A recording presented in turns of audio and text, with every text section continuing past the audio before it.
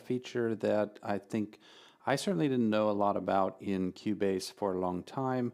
I was using more traditional models, and the old mixing panels that I had didn't have these features. So I wanted to bring it to your attention. Basically what it is, it's called the listen feature, and the way that it helps me, and I think might help you as well if you're mixing in Cubase, is to help isolate things in a very complicated mix more quickly and more easily so that you can kind of make more precise judgments, right?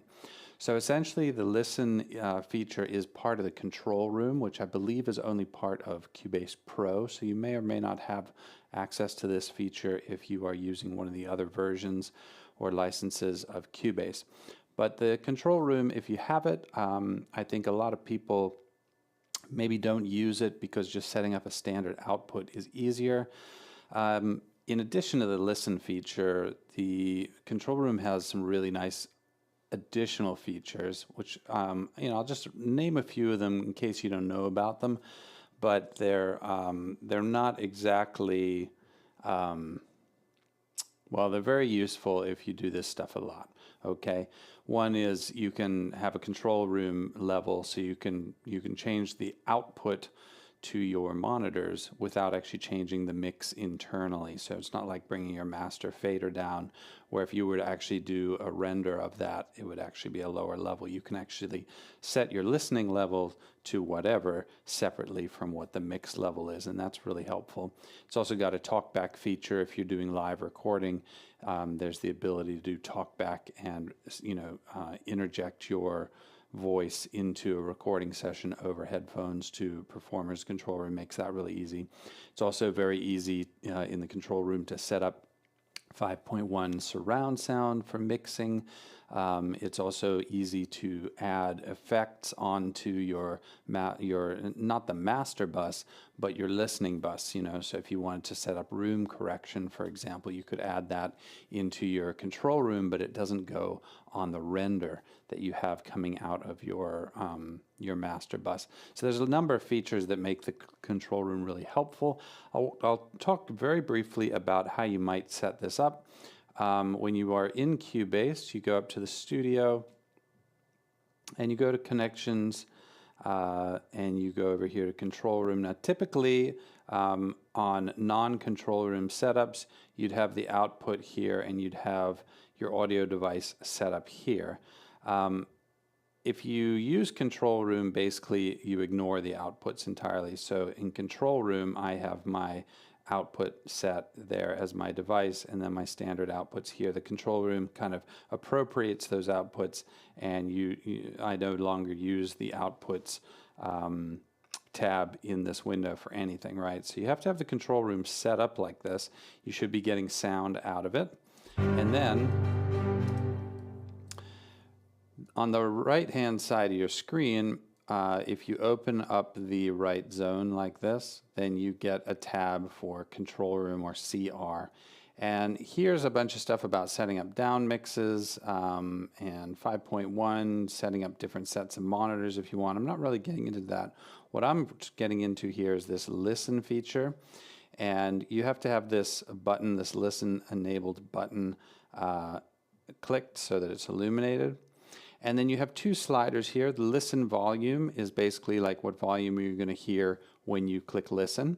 So you can jack that up a little bit if you want things that you activate listen for to be louder than other things. You can do that pretty easily. But another feature which I'll show you is listen dim, which is nice because what you can do is actually when something's enabled as listen, it'll actually just dim everything else in the mix a little bit based on this fader. So that'll make a little more sense if I show you what I'm doing. So I've got this mix here, and I can see that because I have the listen feature enabled, I have an L button here next to mute and solo. So let's say I wanted to hear just the keys. I can of course click the solo button. You'll find that in this context that the listen works exactly the same way. And I can set the volume over here depending on what I want the listen volume to be. Okay? The difference is that with listen, I can actually have a diminished mix in the background. So I can actually use this slider over here to bring in whatever's in the background. So I can hear it all in context, but when I have listen disabled, I'm hearing the full mix. When I have listen enabled, you know, I'm just hearing those, so I could really be like, okay, what's those horns doing in that section? But I can still hear it in the context of the mix, or not if I want. Okay, so that's really handy. Where I got into this and found it kind of irreplaceable was being able to listen to my reverb's returns, right? So if I'm listening to this and I want to know, I've got these two reverbs. I've got my room reverb, which is very short decay and uses mainly produces early reflections, and then the tail is kind of more long and lush. And I mix these two reverbs on my tracks. As you can see over here in the mix console, I have the room and tail set up for my different stems and my mixing buses. But if I just want to hear what's coming into the tail, I can use the listen. So,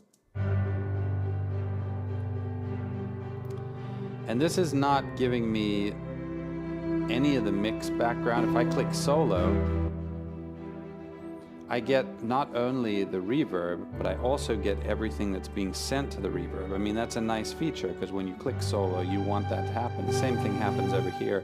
If I click solo on the high strings, it solos the reverbs because they are in use by those tracks. That's really nice. But what if I just want to hear what's coming through the reverb all by itself? Because maybe I want to EQ the reverb, or maybe I want to add some kind of other effects to it, right? I can still hear it in context if I want by bringing up the listen dim slider here, which is really nice.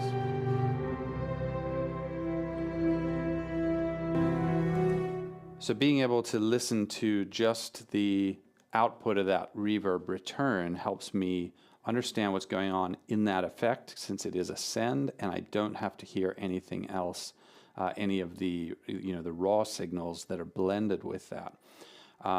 That's one use case for the listen that I've been using this week, and it's really helped me. Another use case is being able to diminish the level of anything else, so that I can really just single out those horns and listen to the horns against the background, but tweak them. Maybe I'm applying EQ, and I'm trying to place them in a specific place in the frequency spectrum, right? These are the kinds of things that you might want to do with the listen feature. So know that it's there. Know you have to set up control room in order to use it properly, and hopefully this demonstration helps you see how it would be useful. This is not unique to Cubase. I know that there is a similar feature in many other DAWs. It's not even really unique to DAWs. It's just not something that I used in my analog days. So it was sort of a discovery for me that I wanted to share with anyone out there who is struggling with similar challenges, to know that there's a feature there that you've been paying for all along, and it's helpful is always a nice way to end the week. So I hope you have a great weekend. If you're new to the channel after watching this, please do like and subscribe. Always post comments in questions in the comments. Of course, comments are always welcome. I do read them all. I try to get back to everybody as quick as I can. I really appreciate everybody's support, and I will